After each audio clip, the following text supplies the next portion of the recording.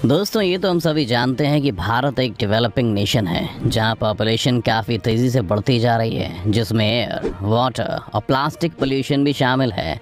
वहीं अगर हम प्लास्टिक की बात करें तो इस पर लगाम लगाने के लिए हाल ही में भारत सरकार ने सिंगल यूज़ प्लास्टिक पर बैन लगाने जैसा बड़ा कदम उठाया था, जिसका इम्प्लीमेंटेशन करना इतना आसान नहीं है क्योंकि हमें जल्द से जल्द इसका विकल्प ढूंढना होगा। लेकिन एक कहावत है कि आवश्यकता ही आविष्कार की जननी है, तो देश में प्लास्टिक के कई इको फ्रेंडली ऑप्शंस आ चुके हैं। आइए जानते हैं इन्हीं के बारे में, जो न सिर्फ देश में रहने वाले 125 करोड़ लोगों के लिए बल्कि आवारा जानवरों के लिए भी काफ़ी अच्छे हैं। जहाँ तक प्लास्टिक की बात है तो ये न सिर्फ आपकी सेहत के लिए बल्कि पर्यावरण के लिए भी बड़ा खतरा है। एक आंकड़े की बात की जाए तो दुनिया में सबसे ज़्यादा प्लास्टिक की मैन्युफैक्चरिंग हमारे ही देश में होती है। लेकिन 1 जुलाई से सिंगल यूज़ प्लास्टिक पर लगने वाले बैन ने कई स्टार्टअप्स और प्लास्टिक बैन से पहले इको फ्रेंडली प्रोडक्ट्स बनाने वाली कंपनियों में एक नई जान फूंक दी है। दिल्ली में इको इंडिया नाम की एक कंपनी है जो गन्ने के वेस्ट मटेरियल से ऐसे प्रोडक्ट्स बना रही है जो पूरी तरह से इको फ्रेंडली है।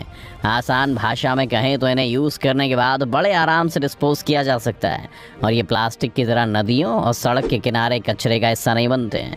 इस कंपनी में काम करने वाले लोगों में महिलाओं की भी अच्छी खासी हिस्सेदारी है और हर बार नया रोजगार ढूंढने वाले लोगों के लिए ये कंपनी एक परमानेंट काम करने की वजह भी बन गई है। इतना ही नहीं, आज के समय में इको इंडिया का नाम देश में इको फ्रेंडली प्रोडक्ट्स बनाने वाली कंपनी में सबसे ऊपर आता है। कब हुई इस कंपनी की शुरुआत? साल 2010 में जब इस कंपनी की शुरुआत हुई तब भारत में लोग एक बड़े लेवल पर सिंगल यूज़ प्लास्टिक का इस्तेमाल कर रहे थे। ये कोइंसिडेंस ही है जब इस कंपनी की CEO और फाउंडर रिया मजूमदार यूके से दिल्ली आई, तब उन्होंने इस तरह का कुछ भी करने के बारे में नहीं सोचा था। लेकिन जब उन्होंने देखा कि देश में जिस लेवल पर प्लास्टिक का इस्तेमाल किया जा रहा है और आने वाले समय में सरकार के साथ भारत में रहने वाले लोगों के लिए एक बड़ी समस्या बन सकता है, और हुआ भी कुछ ऐसा ही, क्योंकि तब इसके कॉन्सिक्वेंसेस के बारे में कोई सोच नहीं रहा था। लेकिन रिया ने इसके लिए काफ़ी पहले से तैयारी शुरू कर दी थी। बता दें कि जब रिया मजूमदार यूके में रहती थीं तब उन्होंने देखा कि ज़्यादातर सभी डेवलप्ड कंट्रीज़ में इको फ्रेंडली प्रोडक्ट्स का चलन काफ़ी पहले से ट्रेंड में है।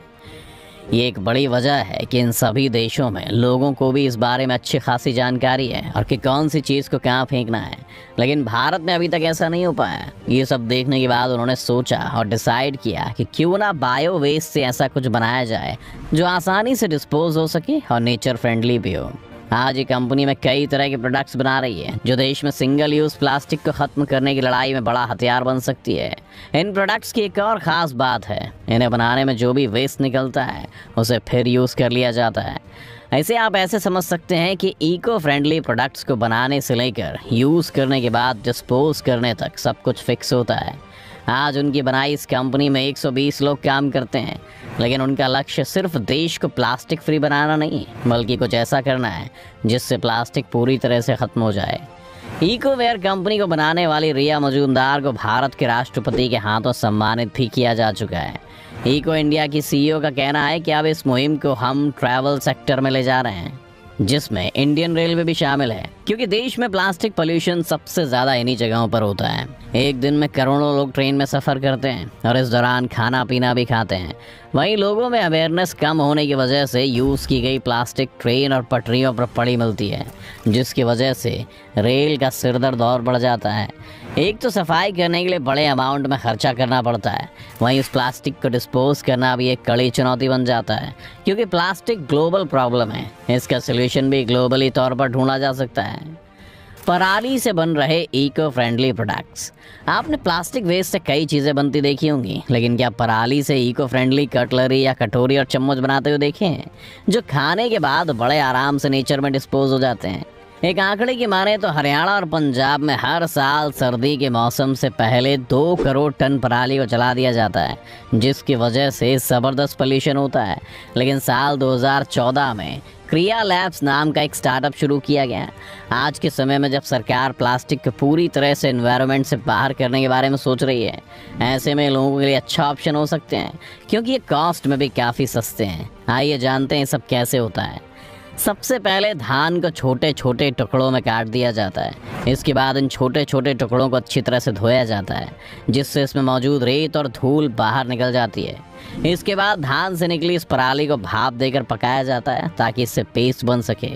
आपकी जानकारी के लिए बता दें कि इस पेस्ट को पल्प कहा जाता है, जिसकी मदद से सांचों में डालकर कटोरी और प्लेट बनाई जाती है। इतना ही नहीं, इस कंपनी को चलाने वाले लोगों का कहना है कि हम इन्हें बनाने वाली मशीनों को जल्दी से लोगों के घर तक पहुंचा देंगे, जो इनके इनकम का साधन भी बन सकती हैं। ऑनलाइन फूड डिलीवर करने वाली कंपनियां आगे आईं। सरकार के सिंगल यूज़ प्लास्टिक पर बैन का कई कंपनियों ने खुले दिल से स्वागत किया है, क्योंकि वो देश को स्वच्छ बनाने की इस मुहिम में हिस्सेदार बनना चाहती हैं। बर्गेरामा नाम की एक ऐसी कंपनी है जो महंगा होने के बाद भी फूड डिलीवर करने के लिए इन इको फ्रेंडली प्रोडक्ट्स का इस्तेमाल कर रही हैं। इस कंपनी के सीईओ कबीर बोस ने बताया कि सरकार एक बड़े लेवल पर सिंगल यूज़ प्लास्टिक को इस्तेमाल नहीं करने के लिए लोगों को जागरूक कर रही है। वहीं अगर हम सिंगल यूज़ प्लास्टिक को यूज़ करते हैं तो कहीं ना कहीं इससे हमारे ब्रांड की इमेज पर फ़र्क पड़ेगा, लेकिन वहीं ऐसा नहीं करने से हमारी अपने आप ही एक अलग तरह की ब्रांडिंग होने लगेगी। ऑनलाइन फूड डिलीवरी बनी सिंगल यूज़ प्लास्टिक की एक बड़ी वजह। सरकार ने सिंगल यूज़ प्लास्टिक पर 1 जुलाई के बाद से बैन लगा दिया है, लेकिन फूड की ऑनलाइन डिलीवरी करने वाली कंपनियां खाने के साथ फूड कटलरी भी दे रही हैं, जिनका एक बार के बाद दोबारा यूज़ करना यानी रिसाइकिल करना काफ़ी मुश्किल काम है। वहीं जब ये कचरे में मिल जाती हैं तो डिस्पोज ना होने की वजह से ये पोल्यूशन के लिहाज से सरकार के लिए एक बड़ी चुनौती है। भारत में हर साल 30 करोड़ टन प्लास्टिक मैन्युफैक्चर होता है, जिसमें से सिर्फ 50% ही रिसाइकल हो पाता है। बाकी का बचा हुआ कचरा सड़कों, नदियों और बाकी डंपिंग ग्राउंड में फेंक दिया जाता है।